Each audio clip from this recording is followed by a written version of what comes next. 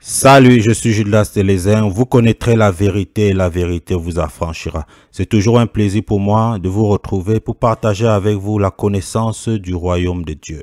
Et cette semaine, nous célébrons la semaine sainte, c'est-à-dire la mort et la résurrection de Jésus. Nous célébrons la Pâque.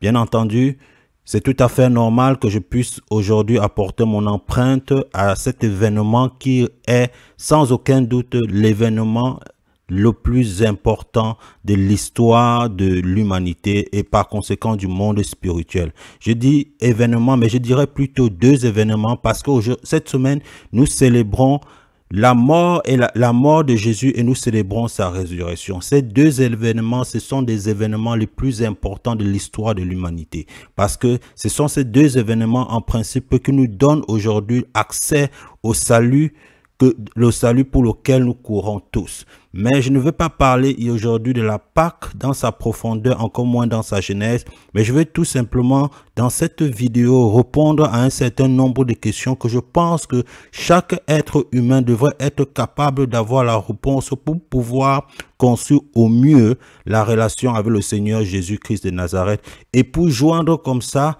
ces réponses à cette semaine sainte pour que nous puissions connaître en profondeur pourquoi nous célébrons et glorifier encore plus le Dieu à travers ces réponses que nous allons partager ensemble aujourd'hui.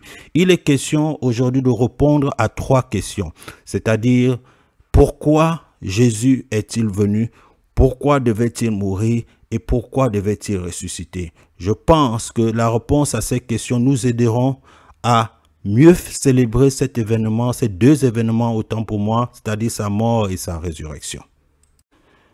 Commençons à répondre à la première question qui est celle de savoir pourquoi Jésus est-il venu. Nous connaissons tous l'histoire de la création, nous connaissons tous l'ordre que Dieu a donné à Adam de ne point manger de l'arbre de la connaissance du bien et du mal. Nous connaissons également sa désobéissance, sa chute au jardin d'Éden, influencée par la présence du serpent. Comprenons maintenant la venue de Jésus à travers, disons, la conversation que Dieu a avec Adam et Ève après leur chute. Après la chute, Dieu appelait Adam. Tout simplement parce que c'est à Adam qu'il avait donné l'ordre. Il lui pose la question, as-tu mangé de l'arbre de la connaissance du bien et du mal? Et Adam répond, la femme que tu m'as donnée m'en a donné et j'en ai mangé. Il se retourne alors vers la femme et il demande à la femme, pourquoi as-tu fait cela? La femme dit, j'ai été poussée en erreur par le serpent. La chaîne d'accusation s'arrête à la femme, c'est-à-dire Dieu ne se retourne pas vers le serpent, tout simplement parce que l'action du serpent était préméditée. Le serpent n'avait donc aucune justification à ce qu'il avait fait. Mais nous voyons que l'homme comme la femme ont tous deux une justification.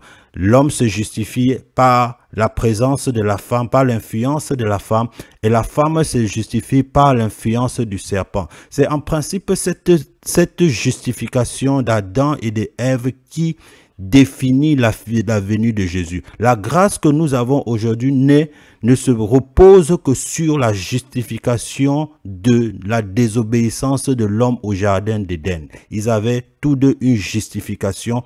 Si ils n'avaient point de justification, c'est-à-dire s'ils étaient allés de eux-mêmes sans l'influence une influence extérieure, sans l'influence du serpent, nous n'aurons pas la grâce que nous avons aujourd'hui. Donc, Jésus vient tout simplement parce que l'homme n'est pas entièrement coupable de sa désobéissance au jardin d'Éden. Dieu devait alors pouvoir donner à l'homme un exemple à suivre. Et c'est à partir de cet exemple qui est le Seigneur Jésus que la réconciliation devait être faite avec le Dieu créateur de l'univers. Allons maintenant à la seconde question qui est celle de savoir pourquoi Jésus devait-il mourir. Il est important pour nous de comprendre que l'homme est la projection de Dieu. C'est pourquoi la Bible dit que Dieu a créé l'homme à son image. Par conséquent, toute chose que l'homme vit, Dieu doit expérimenter cela au préalable. Dieu s'est reposé, il a expérimenté le repos au septième jour. l'homme a expérimenté ce repos. Mais la désobéissance de l'homme change la donne. Ce qui signifie que l'homme, à cause de sa désobéissance, doit mourir. Dieu n'avait pas expérimenté la mort. Donc il était important que Jésus expérimente cette mort pour que l'homme puisse être réconcilié avec son Créateur. Jésus pouvait mourir de n'importe quelle manière. Jésus pouvait mourir par noyade, il pouvait mourir même par accident. La Bible nous enseigne dans le livre de Luc, Luc 4, du verset 29 à 30, que la foule avait amené Jésus sur la montagne pour le précipiter dans le vide. Mais Jésus avait s'était faufilé dans la foule pour s'en aller. Si Jésus était mort de cette manière, Jésus serait un martyr. Et par conséquent, le sacrifice pour lequel il est venu n'aurait pas eu lieu. Et pourquoi il fallait un sacrifice? Tout sacrifice appelle à un autel. Ce qui signifie que Dieu devait pourvoir l'autel par excellence, l'autel de l'humiliation, afin que toutes les humiliations, toutes les souffrances de l'homme soient regroupées en un seul et unique homme, qui est le Seigneur Jésus. Donc, la croix était dans l'autel par excellence, où toutes ces souffrances-là se regroupaient, où Jésus devait payer le prix. Donc, la croix, en principe, c'était l'autel. Et Jésus est le sacrifice. Il est l'agneau qu'on devait sacrifier.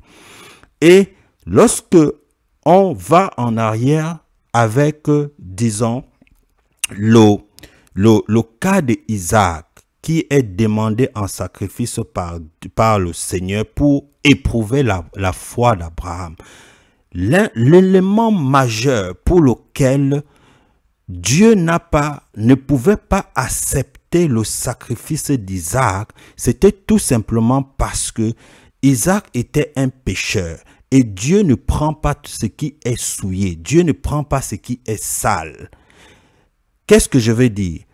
Dieu préférait avant Jésus, avant la mort de Jésus à la croix, Dieu préférait le sacrifice d'un animal parce que l'animal n'a pas de péché. L'animal est saint.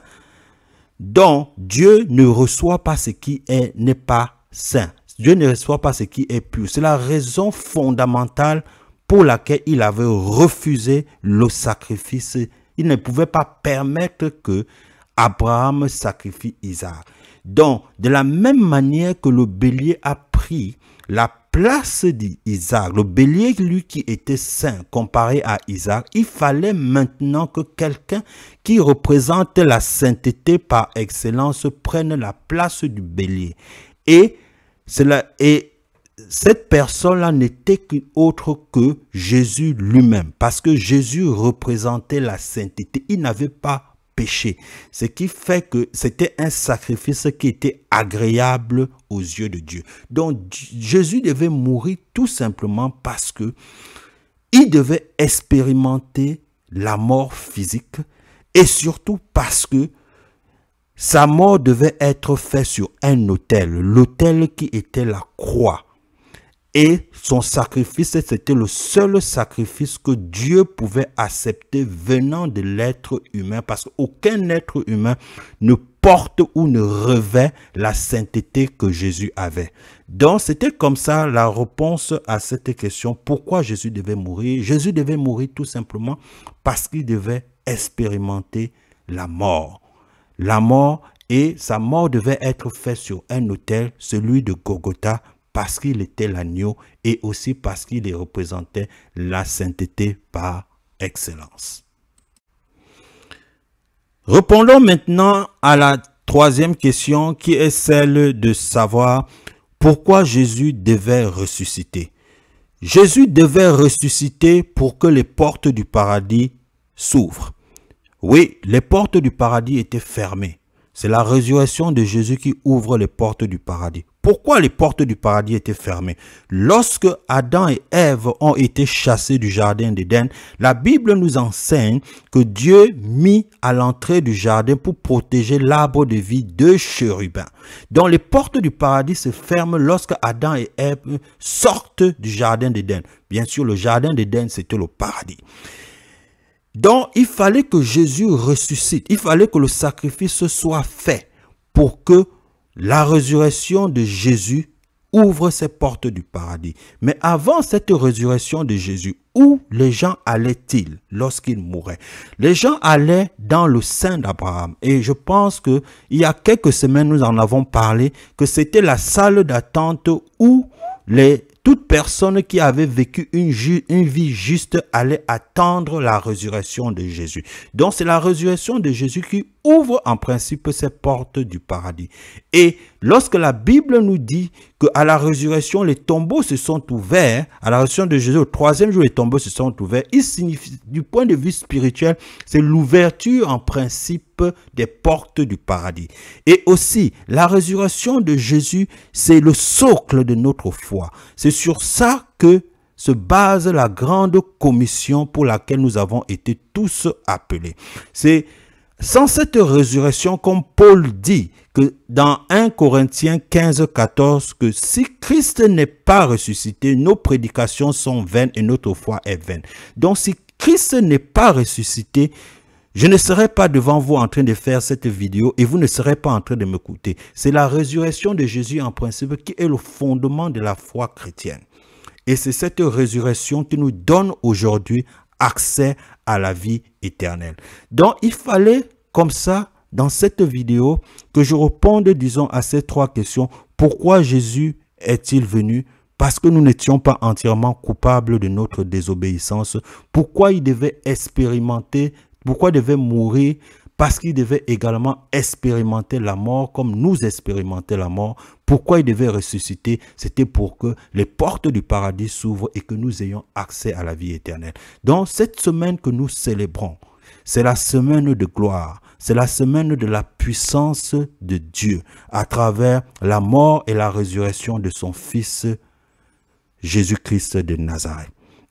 Que chacun de nous cette semaine prenne le temps de pouvoir redéfinir encore à travers cette vidéo, à travers cet amour que le Seigneur a exprimé sur la croix, que chacun de nous redéfinisse sa relation avec son Créateur à travers son Fils Jésus, mort et ressuscité des morts. Merci d'avoir écouté. À mon nom et au nom de toute ma famille entière, la famille Télésaine, je vous souhaite à toutes et à tous une merveilleuse fête de Pâques. Que le Seigneur Jésus-Christ vous bénisse et abondamment au-delà de vos attentes. Merci, je suis Judas Télésaine. Bonsoir.